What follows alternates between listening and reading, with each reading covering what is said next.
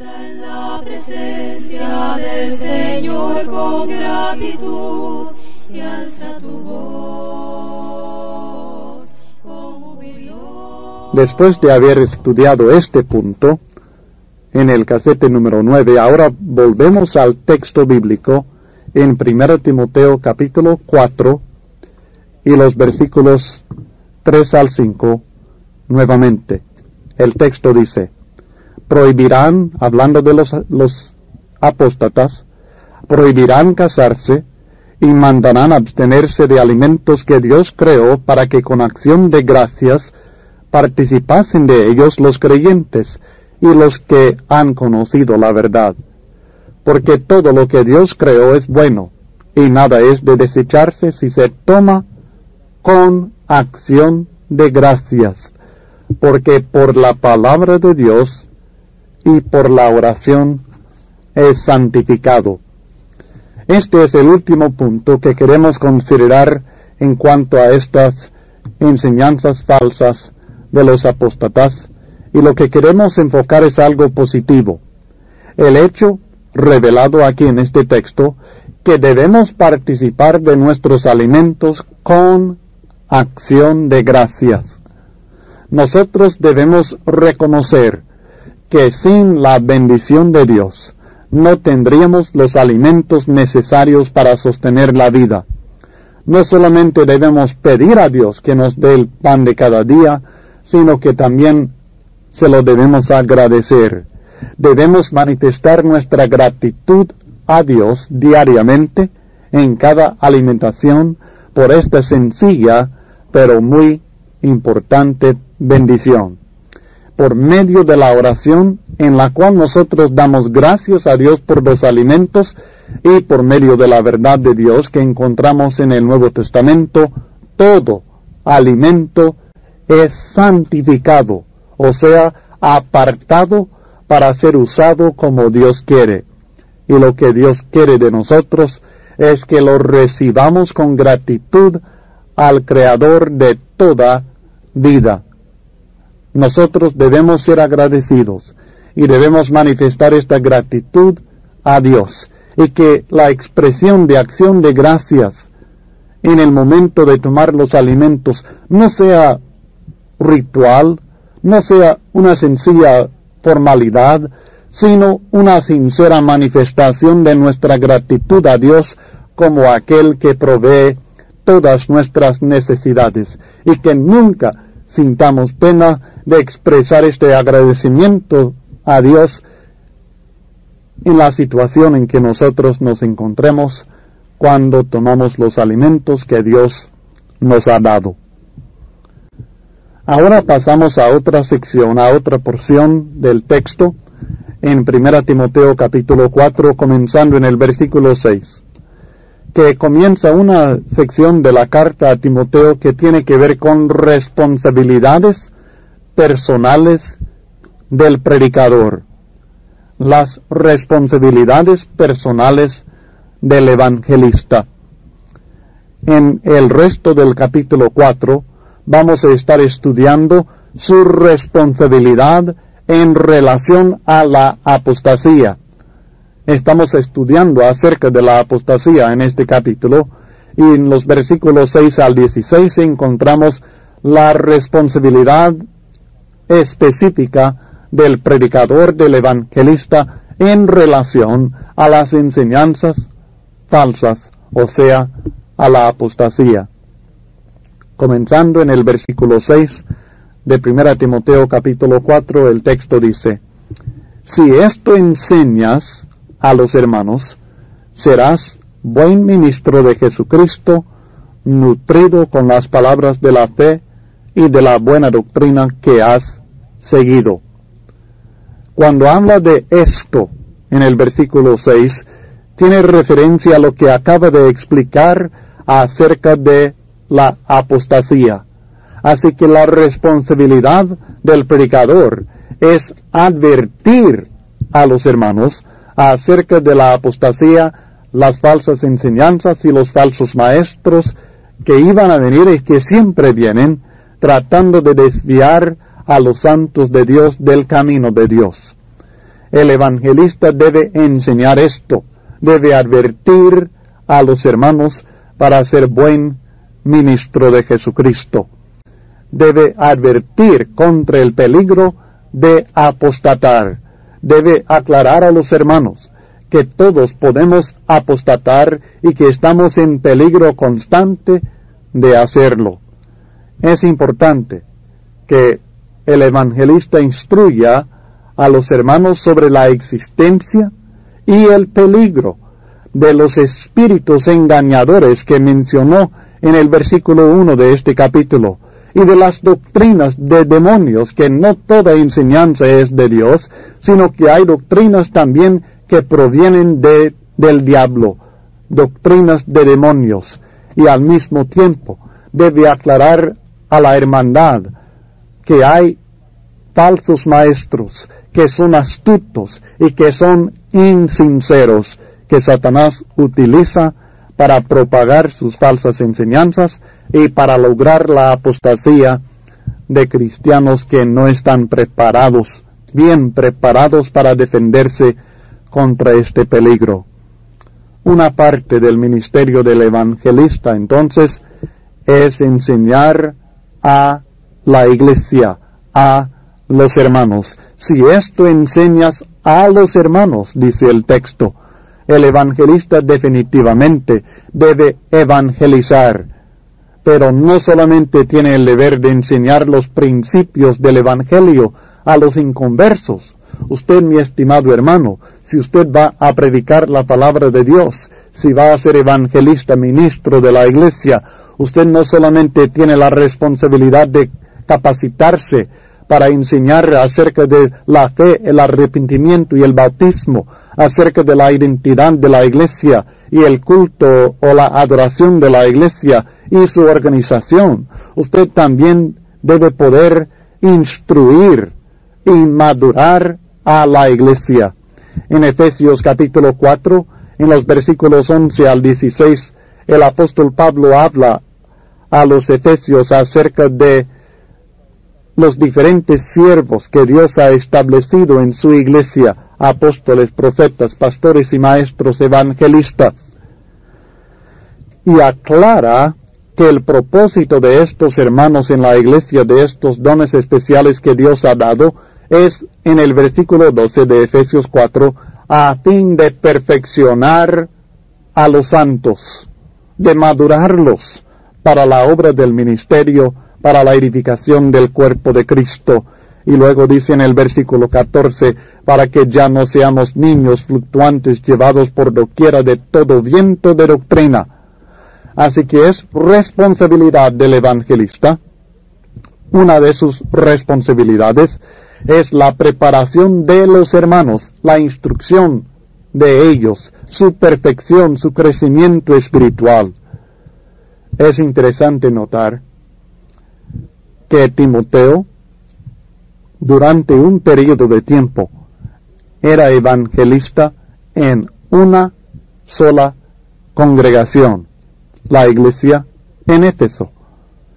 Es cierto que en algunos casos evangelistas viajaban de un lugar a otro y predicaban en varias congregaciones, y esto es totalmente aceptable, es totalmente bíblico, pero también encontramos a evangelistas que permanecían en una sola congregación, predicando la palabra, madurando a la iglesia, instruyendo a los hermanos y también evangelizando en aquella ciudad y zona.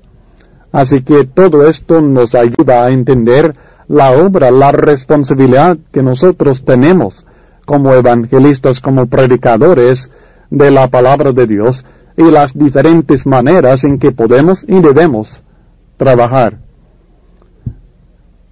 Me parece muy interesante la palabra que el apóstol Pablo utiliza cuando le dice a Timoteo, si esto enseñas a los hermanos. El deber del evangelista no es mandar, sino enseñar.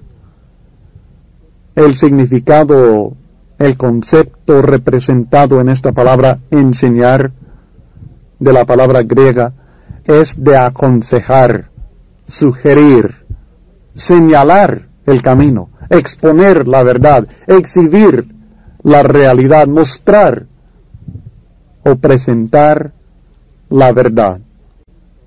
Así que entendamos que únicamente podemos enseñar, aconsejar, sugerir, explicar la verdad.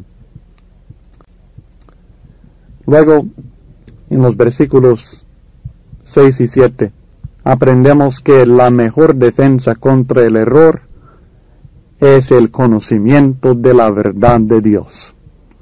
Esta es la mejor defensa. Es imposible conocer todas las doctrinas falsas, pero es posible conocer la verdad. Y cuando nosotros, en las palabras del texto, como él exhorta a Timoteo, somos nutridos con las palabras de la fe y de la buena doctrina, estaremos preparados para defendernos. Si esto enseñas a los hermanos, serás buen ministro de Jesucristo, nutrido con las palabras de la fe y de la buena doctrina que has seguido. Desecha las fábulas profanas y de viejas, ejercítate para la piedad.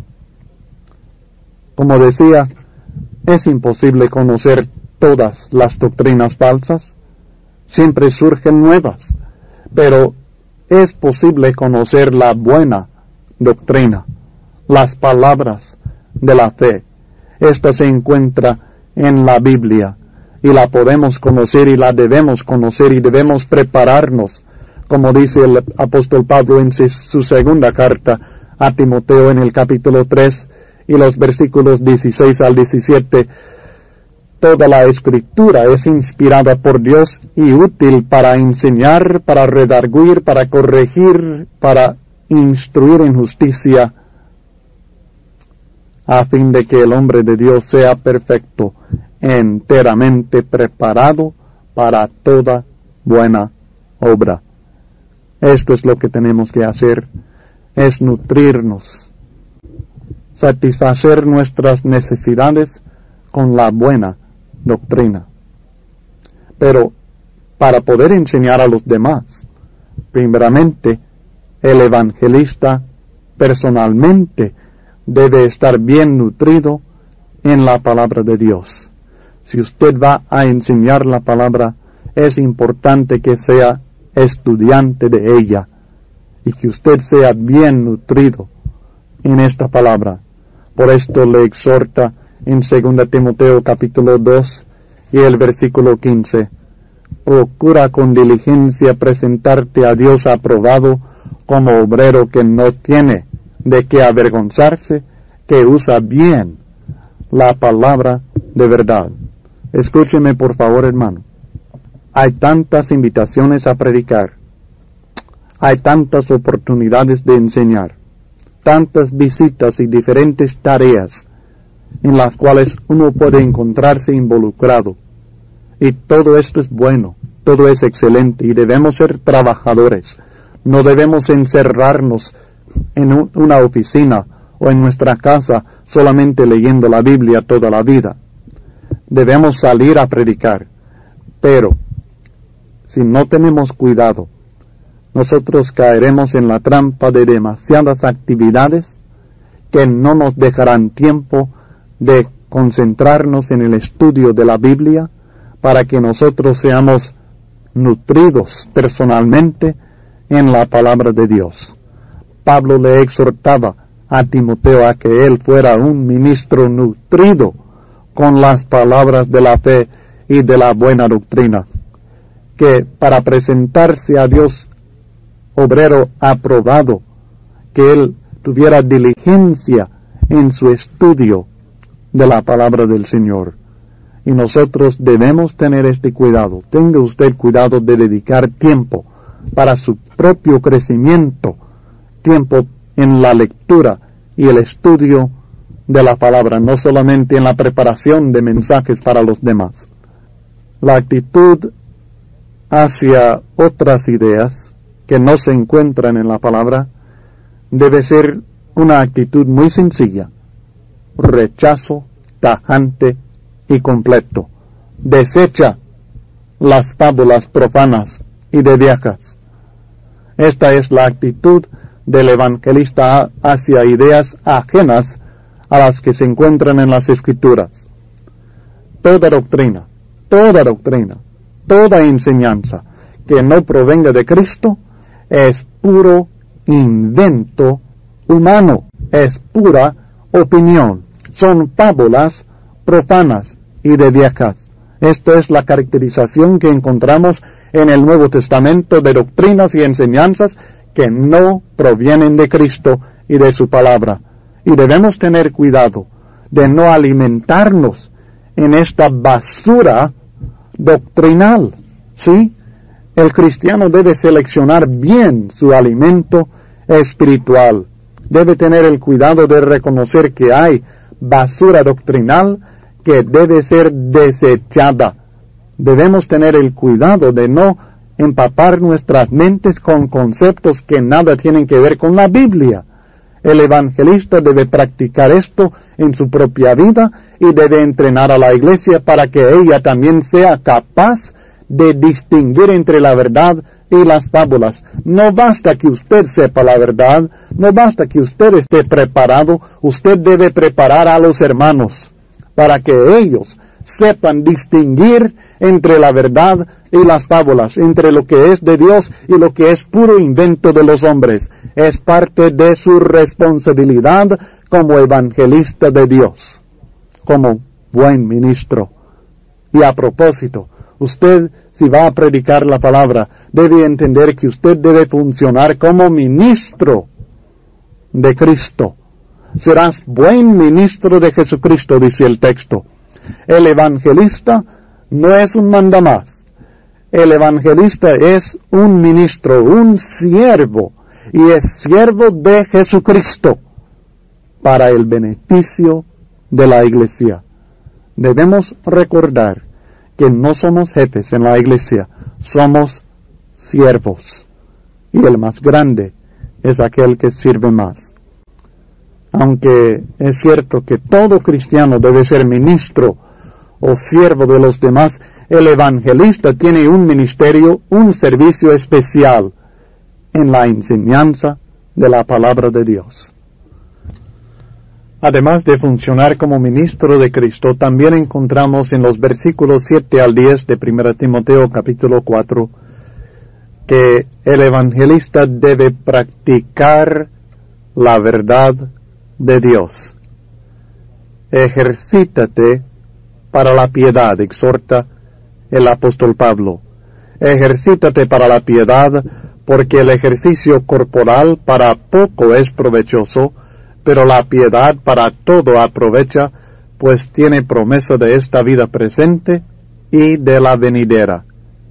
Palabra fiel es esta, y digna de ser recibida por todos, que por esto mismo trabajamos y sufrimos oprobios, porque esperamos en el Dios viviente, que es el Salvador de todos los hombres, mayormente de los que creen.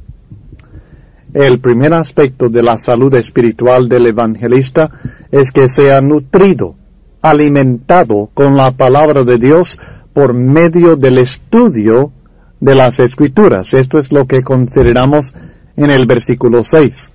Pero este segundo aspecto de su salud espiritual, en el versículo 7, consiste en ejercitarse, o sea, practicar las enseñanzas que ha recibido. Sabemos que la salud física no depende solamente de alimentarse correctamente, sino también del ejercicio adecuado. Y así es en la vida espiritual también, y en este caso especialmente de nosotros que enseñamos la palabra de Dios. La meta específica de este esfuerzo del evangelista es la piedad. Ejercítate con el propósito de lograr la piedad. Cuando hablamos de la piedad, estamos hablando de algo muy importante en la vida del cristiano y por supuesto también del evangelista. La palabra piedad significa literalmente adorar bien o servir bien. Así que nos estamos ejercitando con el propósito de poder servir bien a Dios. La piedad es la expresión de vida de la religión. El hombre piadoso es uno que agrada a Dios en su vida cotidiana. Su vida se ofrece como un culto continuo a Dios. Estamos estudiando en 1 Timoteo capítulo 4 versículos 7 y 8 acerca de la meta de los esfuerzos del evangelista por crecer espiritualmente. Y notamos que el ejercicio que hace es para lograr la piedad. La piedad es la expresión correcta de vida de nuestra religión. El hombre piadoso es uno que agrada a Dios en su vida cotidiana, porque su vida se ofrece como un culto continuo a Dios. No es solamente una santidad interna, sino también algo activo que se manifiesta en toda la vida del predicador o de cualquier cristiano. En general, la piedad significa vivir conforme a la voluntad de Dios. Y es algo un poco difícil. No se logra fácilmente. La piedad requiere que se ejercite. Ejercítate para la piedad, es la exhortación. En el versículo 8 encontramos las bendiciones, los frutos que resultan de este esfuerzo. Porque el ejercicio corporal para poco es provechoso, pero la piedad para todo aprovecha, pues tiene promesa de esta vida presente y de la venidera. En esta vida presente recibimos bendiciones, beneficios de habernos ejercitado para la piedad. Y esta bendición en la vida presente es lo que la Biblia llama una vida abundante. Cristo dijo en Juan capítulo 10 y en el versículo 10 que Él vino para que tengamos vida y para que la tengamos en abundancia. Es esta vida abundante la que Dios quiere que sus hijos conozcan y gocen. En 1 Timoteo capítulo 6 y el versículo 17 la Biblia dice: a los ricos de este siglo manda que no sean altivos, ni pongan la esperanza en las riquezas, las cuales son inciertas, sino en el Dios vivo, que nos da todas las cosas en abundancia, para que las disfrutemos. Dios quiere que nosotros disfrutemos las abundantes bendiciones que Él provee para nosotros en esta vida presente, esta vida abundante de confianza, de seguridad, es la que Dios nos está dando. Él quiere que nosotros sepamos que tenemos vida verdadera, vida eterna, cuando nosotros confiamos en su Hijo Jesucristo. En 1 Juan capítulo 5 y el versículo 13 declara: estas cosas os he escrito a vosotros que creéis en el nombre del Hijo de Dios, para que sepáis que tenéis, no dice que tendréis, sino que tenéis vida eterna, y para que creáis en el nombre del Hijo de Dios. Dios nos ha dado ahora grandes bendiciones. Gozamos de la vida de Dios, gozamos de la vida de Cristo Jesús ahora en el tiempo presente, gozamos de la libertad del pecado, gozamos de todas las bendiciones que Dios provee en su Hijo Jesucristo, según Efesios capítulo 1 y el versículo 3. Sí, hay muchas bendiciones para aquellos que se ejercitan para la piedad, bendiciones en esta vida presente. Pero aún más importante es la bendición de la vida venidera, la gloria eterna que Dios ha preparado para aquellos que le sirven fielmente. Este texto nos hace recordar lo que Cristo respondió al apóstol Pedro en Lucas capítulo 18 y los versículos 29 al 30, cuando Él les dijo: de cierto os digo que no hay nadie que haya dejado casa, o padres, o hermanos, o mujer, o hijos por el reino de Dios, que no haya de recibir mucho más en este tiempo y en el siglo venidero, la vida eterna.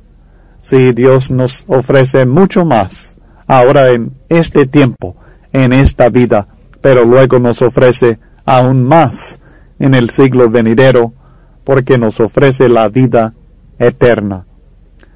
Las bendiciones que Dios nos ofrece, el resultado de ejercitarse para la piedad, es algo seguro.